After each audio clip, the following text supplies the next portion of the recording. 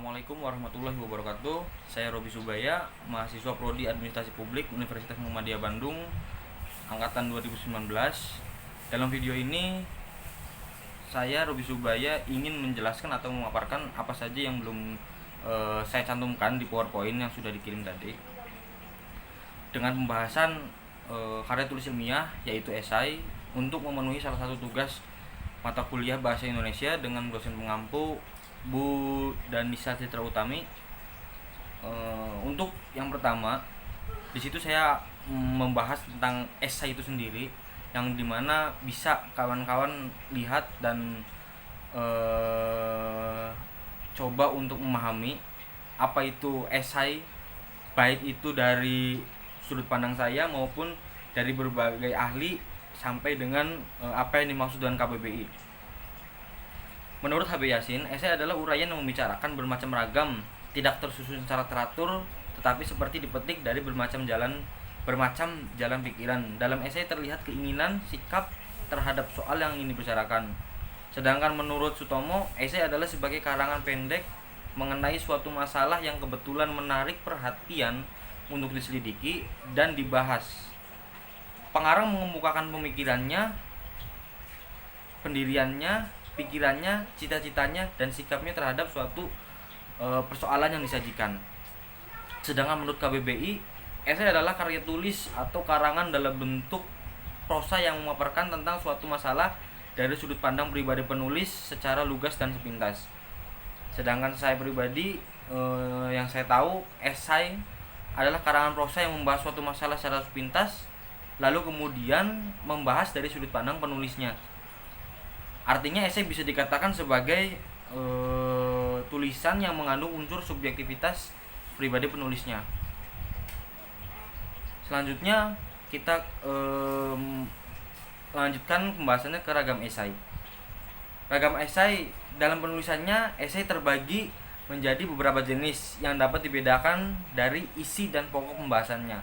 Yang pertama adalah esai yang ditulis berdasarkan tujuan dari penulisannya. Dalam jenis ini, esai yang dimuat adalah berupa karangan yang mengajak pembacanya untuk ikut memvisualkan apa yang menjadi bacaannya bagi pembaca gitu kan. Yang pertama adalah esai cerita. Esai cerita merupakan esai yang bertujuan untuk melukiskan atau menghadirkan baik barang, seseorang maupun sesuatu lainnya agar mampu dibayangkan oleh pembaca.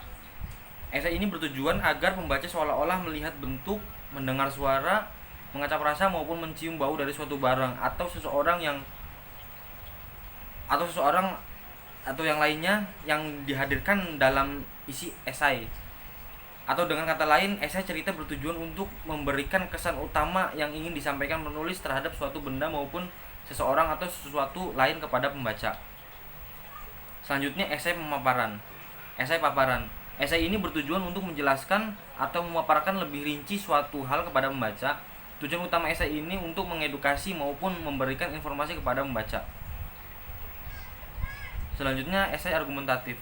Esai jenis ini bertujuan untuk meyakinkan pembaca untuk menerima ide, pandangan, sikap maupun kepercayaan penulis terhadap suatu isu atau permasalahan. Esai argumentatif akan berusaha untuk mengungkapkan kebenaran dari suatu ide dengan motif agar nantinya pembaca dan pada akhirnya akan berpihak pada penulis dan berbuat sesuatu berdasarkan opini yang terdapat dalam esai tersebut. Artinya esai argumentatif ini bisa dikatakan sebagai salah satu esai yang memang benar-benar seharusnya bisa meyakinkan kepada para pembacanya dengan apa yang dipikirkan oleh penulis tersebut. Selanjutnya esai lukisan.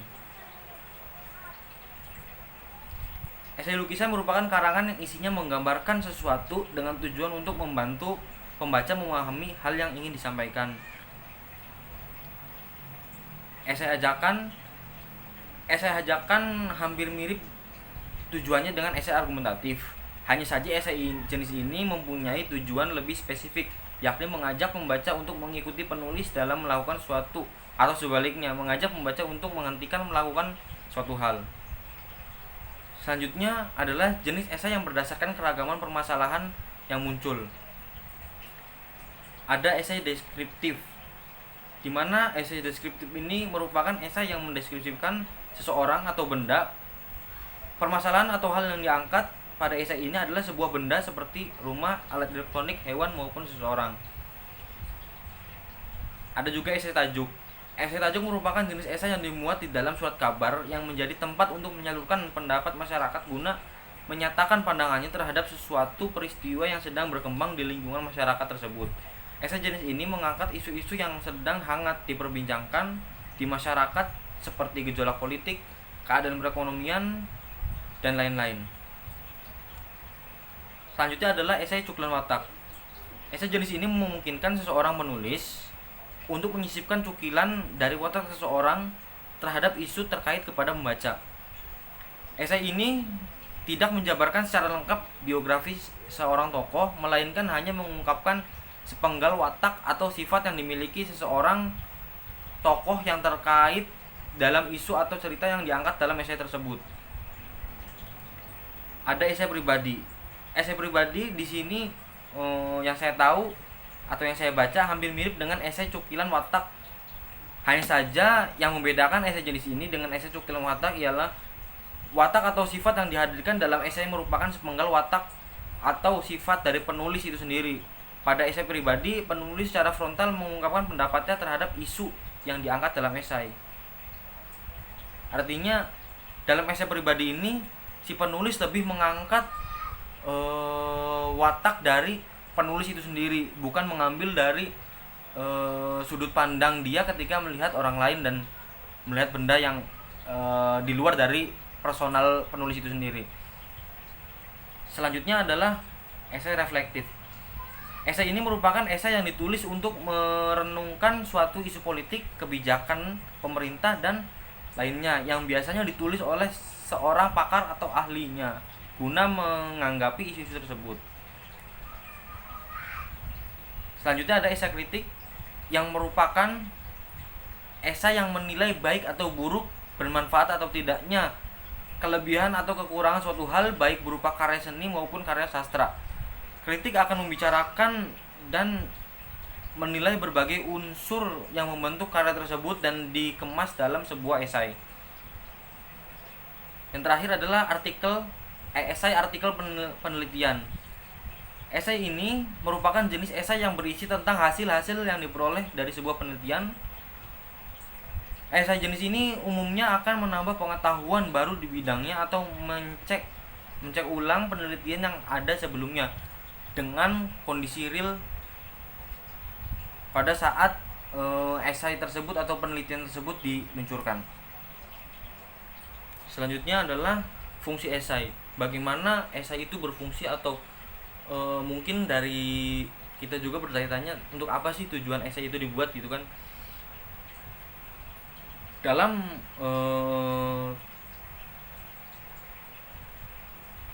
ungkapan atau pemaparan dalam materi kali ini, esai berfungsi sebagai karangan prosa atau juga biasa dikenal dengan karangan sastra yang pendek dengan karakteristik antara puitis dan didaktik, mengungkap ide, kritik, dan refleksi etis dan filosofis pada subjek tertentu. Dalam penulisannya, esai memiliki fungsi untuk berdebat tentang suatu topik dan meyakinkan pembaca, seperti yang sudah dijelaskan pada awal definisi tentang esai. Fungsinya terdiri dalam mempertahankan sudut pandang subjektif dan pribadi tentang suatu objek, baik itu politik, sosial, budaya, moral, perilaku, sastra, agama, humanistik, filosofis, dan lain-lain. Kawan-kawan bisa lihat di PowerPoint yang sudah ada dan tertera disebut. Selanjutnya adalah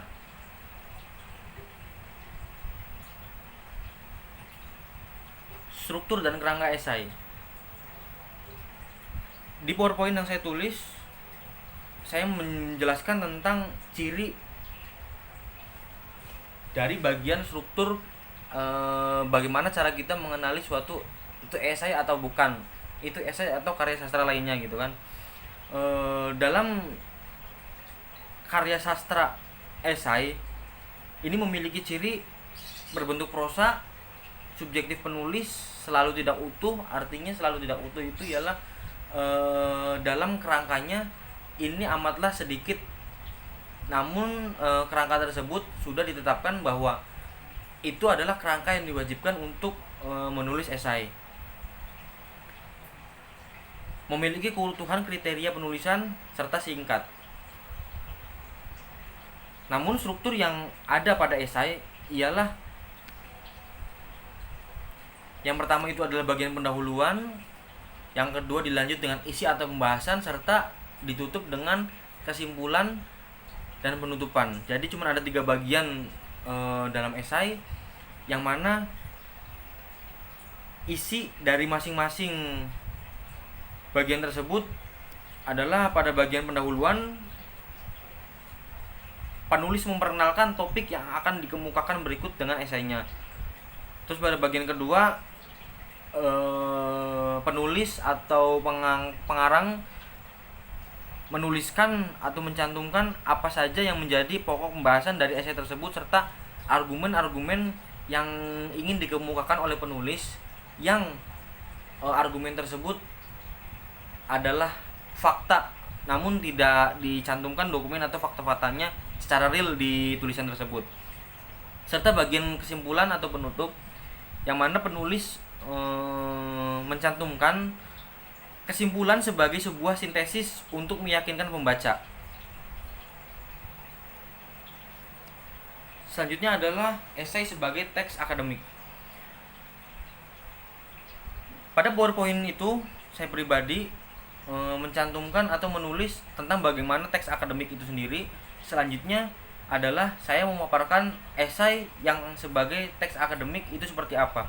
Di situ saya menuliskan bahwa esai yang dalam penulisannya bisa dikatakan singkat untuk disampaikan, namun di dalamnya tetaplah harus mengandung kebenaran dan terstruktur sesuai dengan kaidah yang berlaku. Seperti yang tadi sudah dijelaskan bahwa struktur atau kerangka esai itu cuma hanya ada 3 bagian dan memiliki ciri yang singkat dan lugas pengungkapannya gitu. Tapi dalam artian di sini bukan berarti dalam menulis esai itu adalah menulis yang hanya asal-asalan dan hanya pendapat pribadi gitu. Di situ terdapat juga ada kaidah-kaidah yang harus dipenuhi dalam penulisan esai. Walaupun esai lebih menekankan kepada perspektif atau opini pribadi penulisnya, tapi tidaklah bisa sembarangan menulis esai jika tanpa adanya dasar data atau fakta yang benar. Mungkin pada video kali ini itu saja yang bisa saya sampaikan. Kurang lebihnya mohon maaf. Apabila ada kesalahan mohon kiranya untuk dikoreksi tanpa harus dicemooh. Terima kasih. Wassalamualaikum warahmatullahi wabarakatuh.